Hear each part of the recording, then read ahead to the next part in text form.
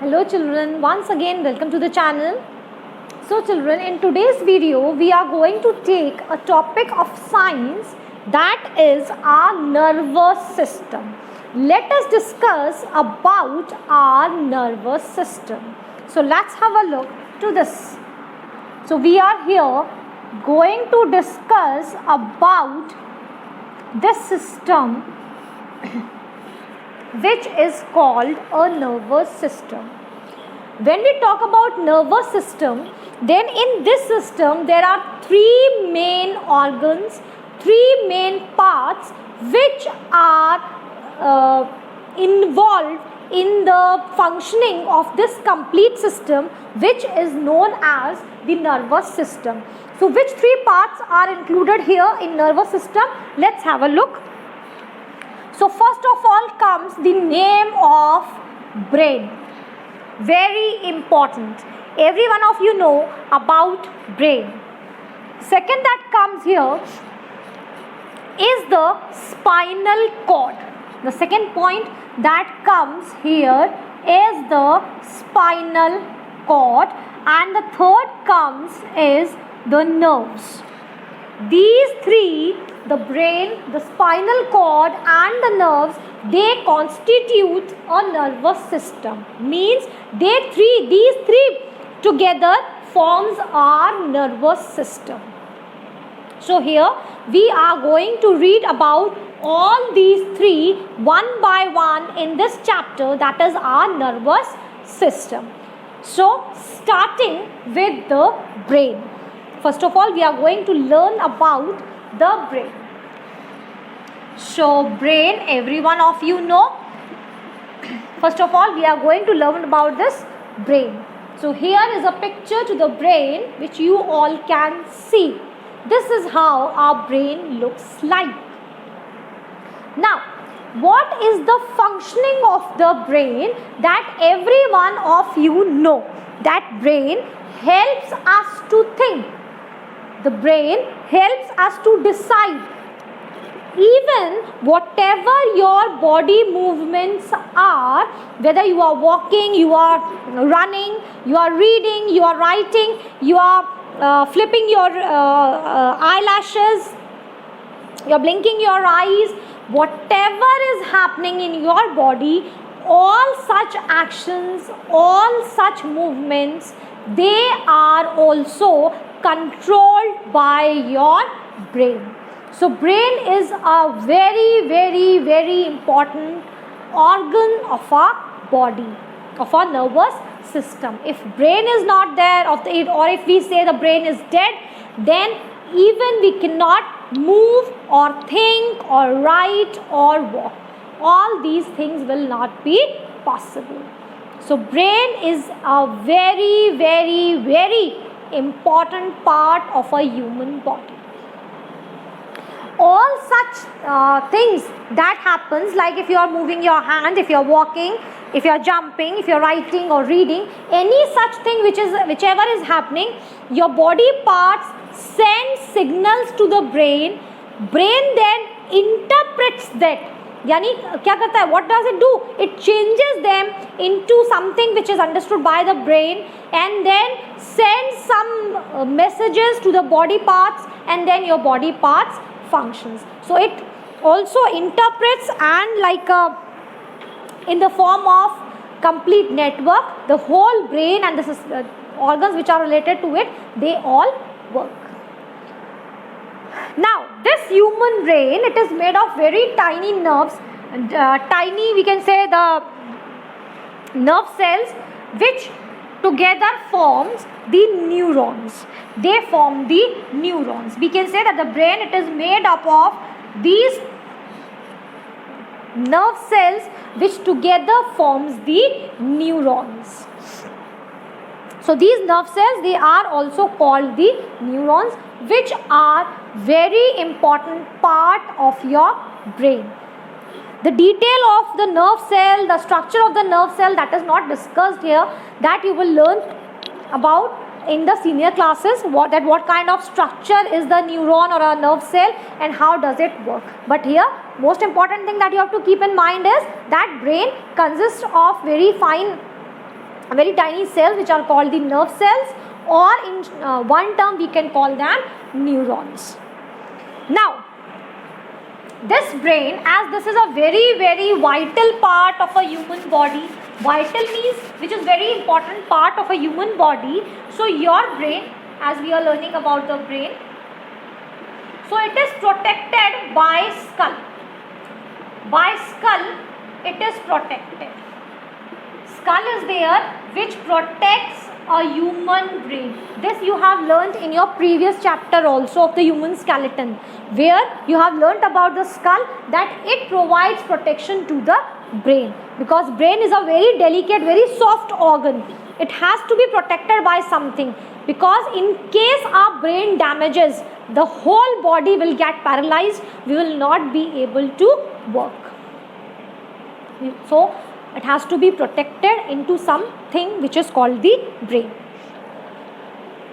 Then this is further protected by different layers also. What are those layers? And these layers, they are having a fluid like structure in them, something which forms a cushion kind of feeling it gives, very soft, very spongy, so that the brain, even if it gets some injury, is not affected and remains safe in between these layers, and with that fluid it is kept safe. So as you can see in the figure here, in the image here, that this is the brain and how it is protected inside the skull and in different layers. Now, most important thing here that comes is that your brain needs supply of, a continuous supply of blood and oxygen. Blood and oxygen, very important for your brain. It is not like that sometimes we say that the blood will reach to our brain and then it will stop, or oxygen will reach to our brain and then it will stop working. It's not like that at all. It needs a continuous supply of blood and oxygen, means continuously blood and oxygen should keep on reaching to our brain, then only it is able to work, else not.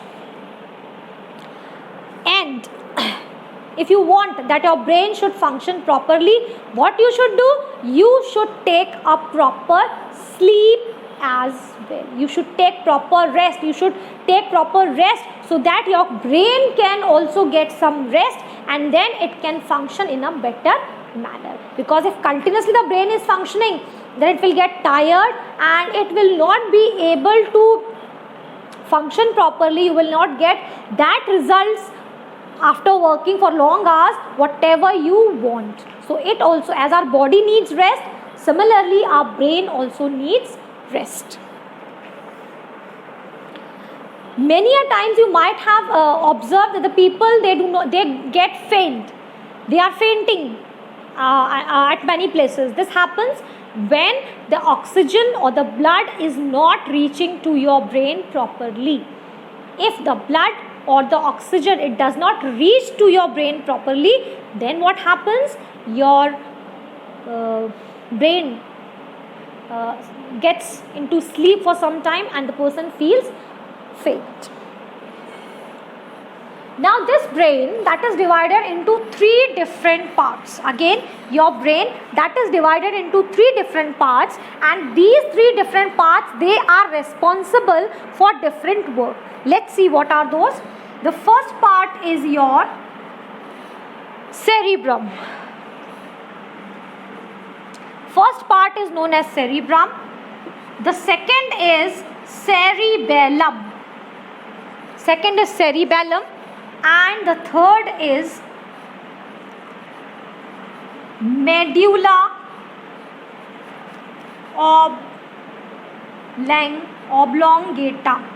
oblongata. These are the 3 parts into which your brain is divided: cerebrum, cerebellum and medulla oblongata.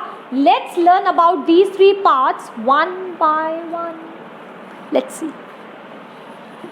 What is the working of cerebrum? Let's learn about cerebrum now. So, coming on to the cerebrum here, I'm explaining here about the cerebrum. cerebrum.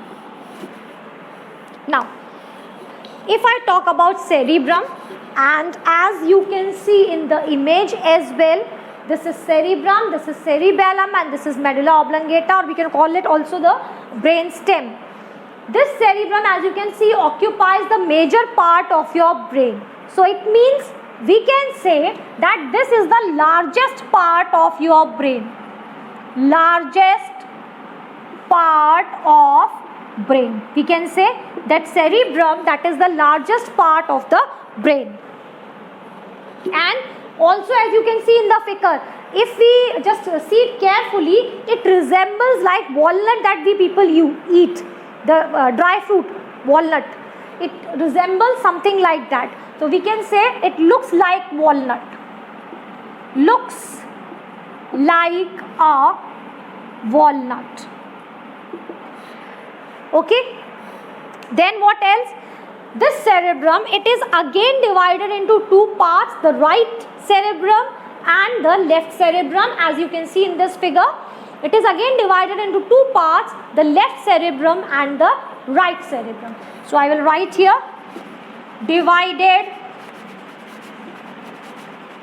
into two parts, left and right.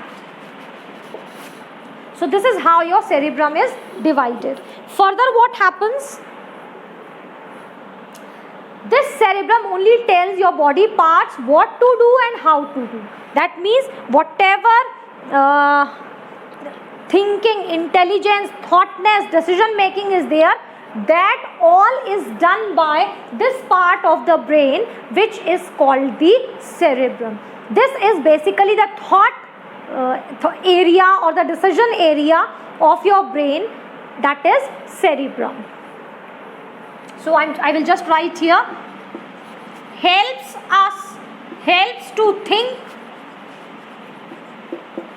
learn, read and write. This is what your cerebrum is doing. Okay, this is what your cerebrum is doing. Apart from this, it also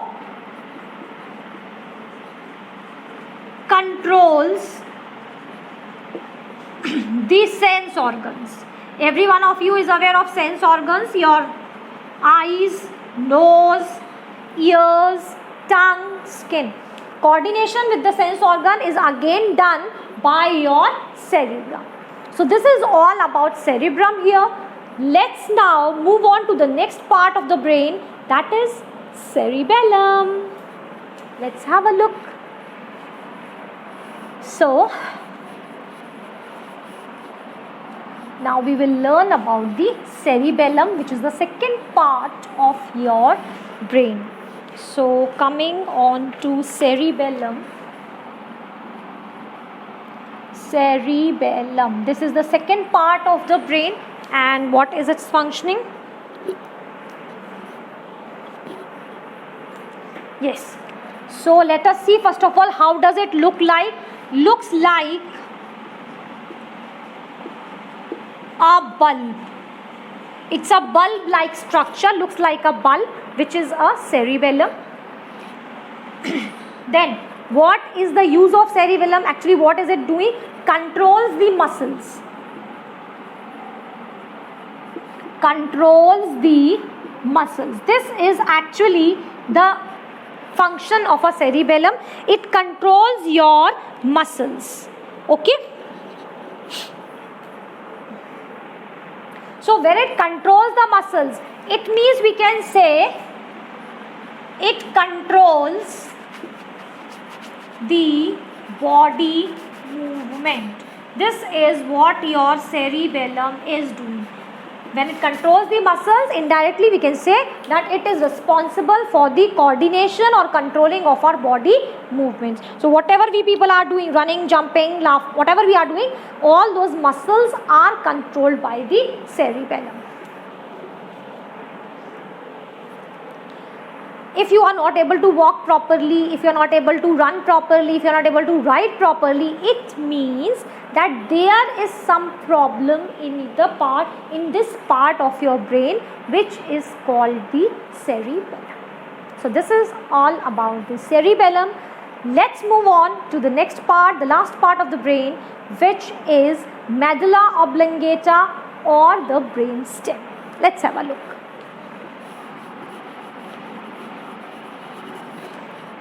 So next comes is the brain stem,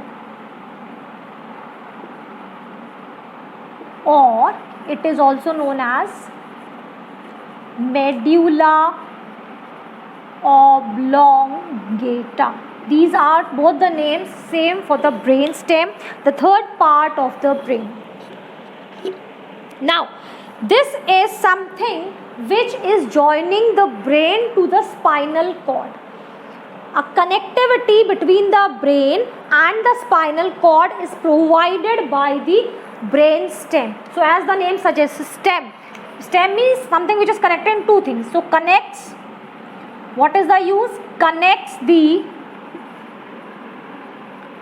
brain and the spinal cord. This is first thing that the brain stem is doing, that it is connecting the brain and the spinal cord. And where is it? It is simply, as you can see on the in the figure here, that it is located just under the cerebellum. Just under the cerebellum, you can find the brain stem. Also, what is the other use of this cerebellum, or medulla oblongata? What else it is doing? It controls all the involuntary actions. Involuntary actions, you all have learnt about this, that whatever actions which are not under our control, under our will, they are called the involuntary actions. So all such actions are controlled by this brain stem or medulla oblongata, like breathing, stomach working, digestion of food, working of intestine, heartbeat, everything is controlled by the brain stem. So this is all about the brain. See you in the next video and we will learn about the spinal cord. Till then, stay tuned with the channel, enjoy learning and have fun. Bye-bye.